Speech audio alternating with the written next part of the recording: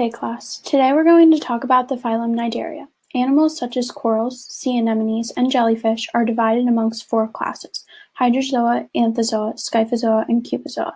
There are about 9,000 species currently recorded in this phylum, and they live in marine and some freshwater habitats, typically in warmer climates. Developmentally, they can be in a polyp stage, which is sessile, or can be in a medusa stage, which is free swimming. Additionally, these animals can live in colonies like corals or individually like jellyfish. Cnidarians have the largest fossil history of any phylum, dating back 700 million years. They also are the only animals that are able to produce nematocysts that stung prey with poison when the prey touches their tentacles. Can anybody tell me what an ecosystem service is?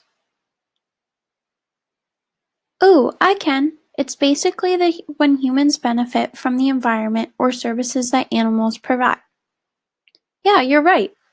Let's learn about the ecosystem services of cnidarians. So, why are cnidarians so important to us?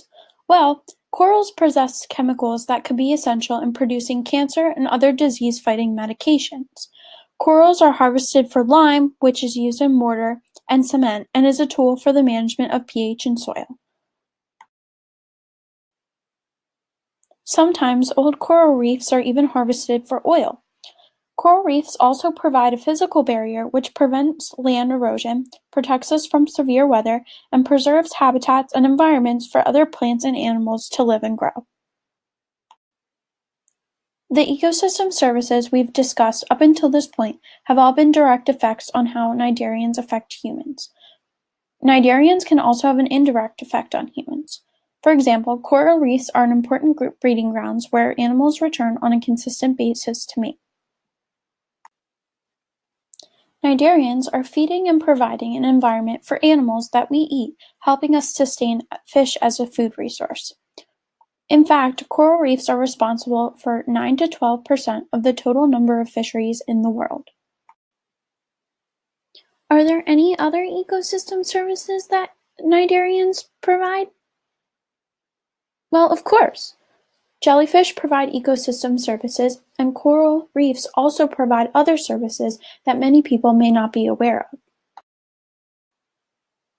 Alright guys, it's time to see these cnidarians in action. Suit up, cause we're going on a field trip.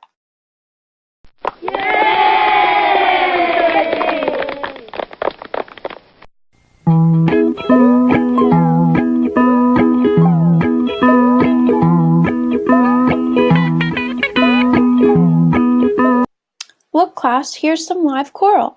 Did you know that coral can form mutualistic symbiotic relationships with other animals?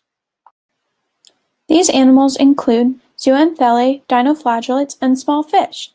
Did you know that coral reefs are also proponents of nutrient cycling? They are responsible for about 26% of the coastal marine global calcium carbonate and help transfer nitrogen production from other organisms. Coral reefs are also used by some cultures and communities as essential sources of income through ecotourism. Look what we have here. It's a jellyfish in the medusa stage. Be careful, don't get too close, because the sting can sometimes cause you to go into anaphylactic shock and may even result in death depending on the type of jellyfish you're dealing with. Although jellyfish are sometimes negatively perceived by the public due to the physical harm they can cause, jellyfish actually have a few ecosystem services that can benefit humans. For example, due to the fact that they can cause anaphylactic shock, they have helped and continue to contribute to the advancement of medicine by acting as research animals.